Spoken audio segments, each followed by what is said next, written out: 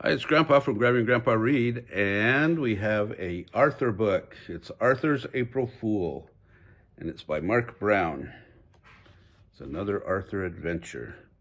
It's a Trumpet Club special edition book. So I hope you like it. It was the last day of March. The joke shop was full of people getting ready for April Fool's Day. Arthur and Buster tried out everything. Buster bought sneezing powder. Arthur got a fake telescope that gave whoever looked through it a black eye.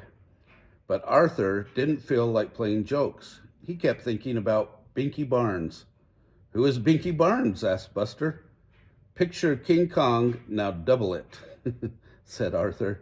"He keeps threatening to punch me out." The next day, Arthur was practicing his magic tricks with Buster and Francine for the April Fool's assembly. "Hey, Shrimp!" A giant shadow covered them. "I'll show you a trick," said Binky Barnes.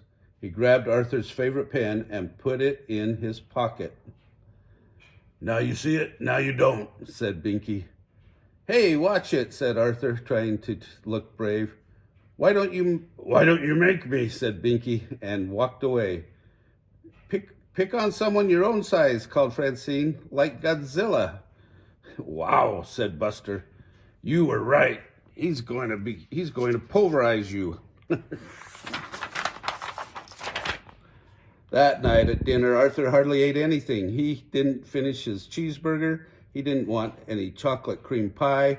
"What's the matter with Arthur?" asked his father. "He's worried about getting pulverized," said DW. "Maybe he's been watching too many outer space movies," said his mother. Later on, DW barged into Arthur's room. "Good night, Mr. Universe," she said. "Haven't you ever heard of knocking?" asked Arthur. "After you get pulverized, can I have your room?" she asked. "Beat it, DW."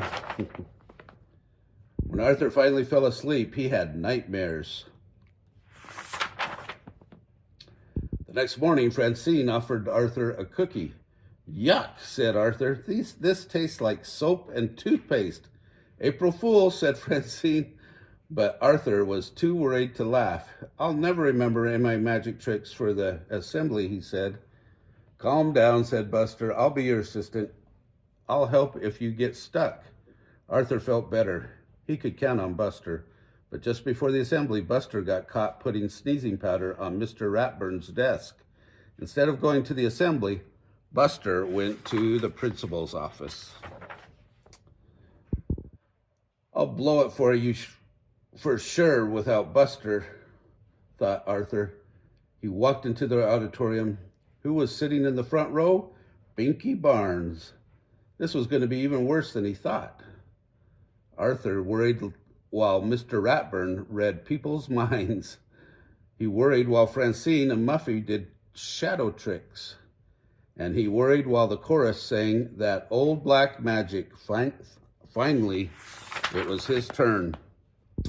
"For my first trick," said Arthur, "I'll need a volunteer." Binky Barnes jumped on the stage. "Surprise, pipsqueak," he whispered. Arthur gulped. Arthur asked Binky Barnes to tear up a sheet of paper and put it in the magic hat. He said the magic words and waved his magic wand to make the paper whole again. But rabbits came out instead. Everyone laughed. Arthur took a bow. By mistake, flowers fell out of his sleeve. Binky Barnes laughed harder than anyone. Then Arthur had an idea. He winked at Francine. "For my next trick, I will saw this young man in half." Binky stopped laughing and took a step back. "My saw, please," said Arthur. Binky turned pale. "And now the bucket to collect the blood," Binky screamed.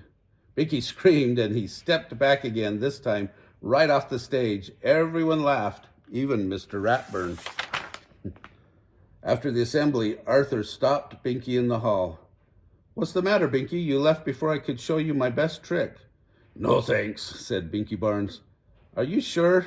It lets you see things you've never really seen before," said Arthur.